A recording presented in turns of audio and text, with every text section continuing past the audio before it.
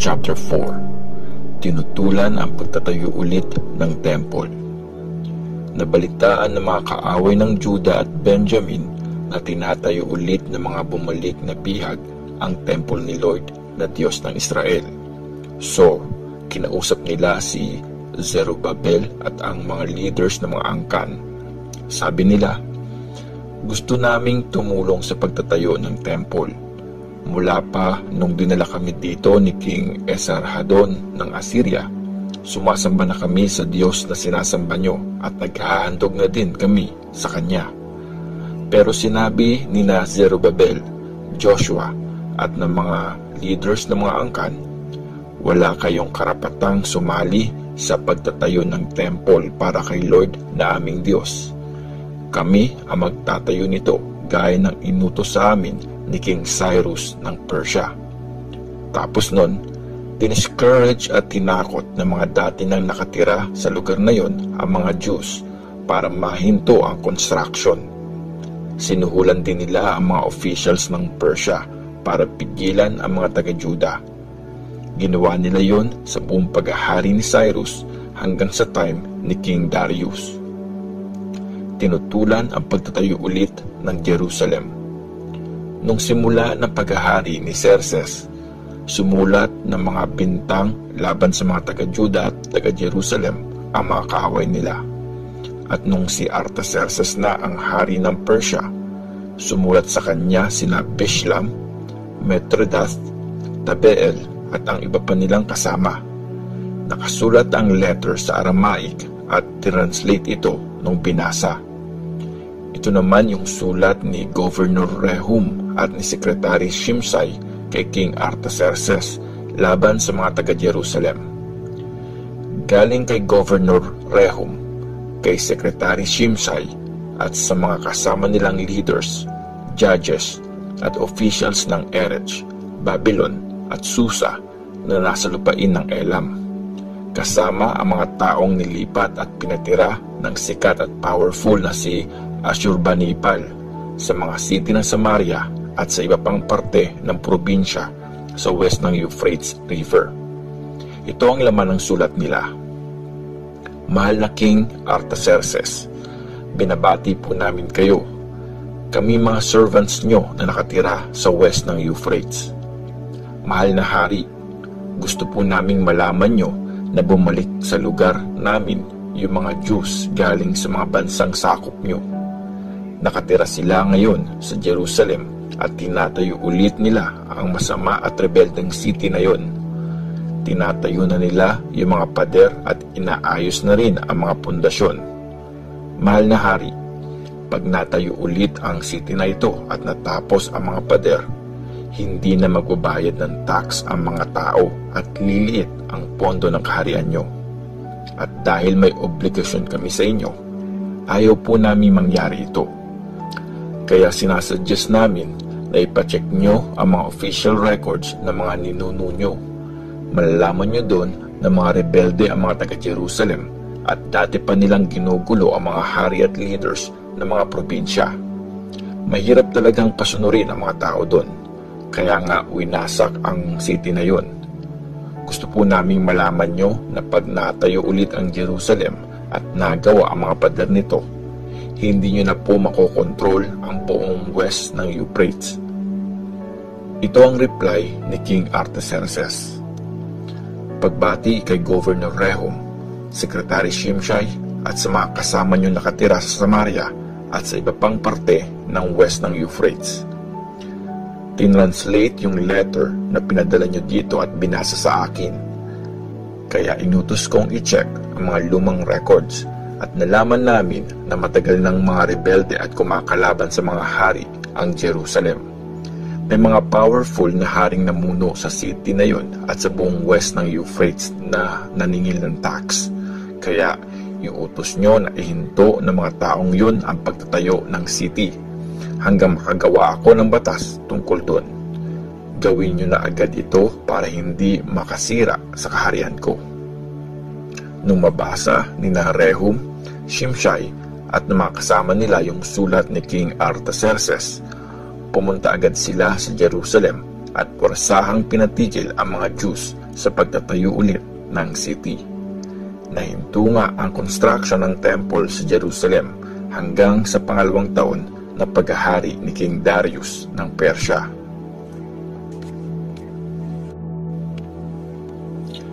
Ezra chapter 5. Tinuloy ulit ang pagtatayo ng temple.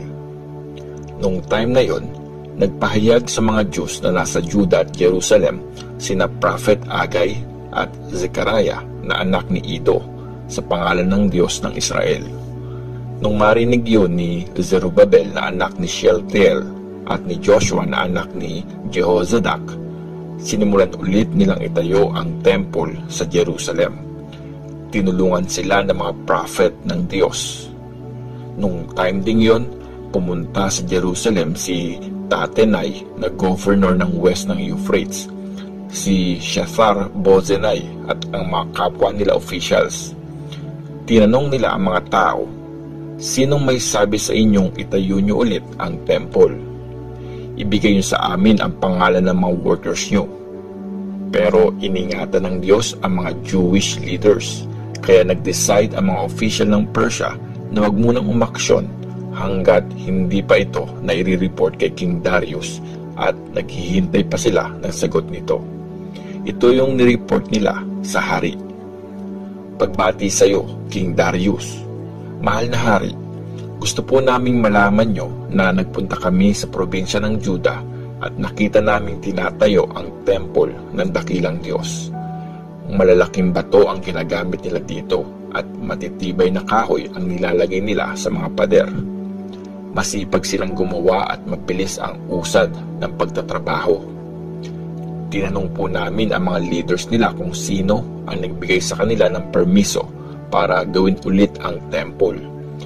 Hiningi din namin ang mga pangalan nila para malaman nyo kung sino ang mga nagli-lead sa project na yon. Sabi nila sa amin, mga servants kami ng Diyos ng langit at lupa at tinatayo ulit namin ang temple na tinatag dati ng isang powerful na hari ng Israel. Pero ginalit ng mga ninuno namin ang Diyos ng langit, kaya pinabayaan silang masakop ng Kaldean na si King Nebuchadnezzar ng Babylonia. Winasak nito ang temple at ginawang bihag sa Babylonia ang mga tao. Pero nung unang taon ng paghahari ni King Cyrus ng Babylonia, inutos niyang itayo ulit itong temple ng Diyos. Binalik ni King Cyrus yung mga gold at silver na gamit sa temple ng Diyos na kinuha dati ni Nebuchadnezzar sa Jerusalem at nilagay sa temple sa Babylon. Binigay ni King Cyrus yung mga gamit kay Sheshbazzar na inappoint niyang governor ng Juda. Inutos ng hari kay Sheshbazzar na dalhin ang mga yon at ibalik sa temple sa Jerusalem at itayo ulit ang temple sa dating itong lugar. Kaya pumunta doon si Sheshbazzar at nilagay ang pundasyon nito, pero tinatayo pa rin po ang temple hanggang ngayon. Please po, mahal na hari, ipacheck nyo ang lumang records ng Babylon kung totoong inutos talaga ni King Cyrus na itayo ulit ang temple sa Jerusalem.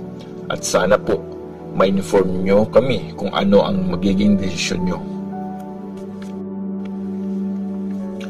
Ezra chapter 6. Nahanap ang utos ni King Cyrus. Tapos, sa utos ni King Darius, hinanap ang mga records ng kaharian na nakatago sa Babylon. At sa city ng Ecbatana sa probinsya ng Media, nakakita sila ng isang kasulatan at ito yung nakalagay doon. Sa unang taon na paghahari ni King Cyrus, inutos niya na itayo ulit ang temple ng Diyos sa Jerusalem, ang lugar kung saan naghahandog at nagsusunog ng mga sacrifice. Dapat 27 meters ang taas at 27 meters ang lapad ng temple. Para sa mga pader, papatungan ng isang layer ng kahoy ang kada 3 layer ng malalaking bato. Lahat ng gagastusin dito sa pondo ng kaharian kukunin. Tapos, yung mga gold at silver na gamit na dinala dati ni King Nebuchadnezzar sa Babylon, ibabalik na yon sa tama nilang pwesto sa temple sa Jerusalem. Inutos ni King Darius na ituloy ang trabaho. Tapos, pinadala ni King Darius ang sagot niya. Para kay Tatenai na governor sa west ng Euphrates River, kay Shethar-Bozenai at sa mga kasama nilang official doon. Huwag kayong makialam diyan. Huwag niyong pakialaman ang construction ng temple ng Diyos.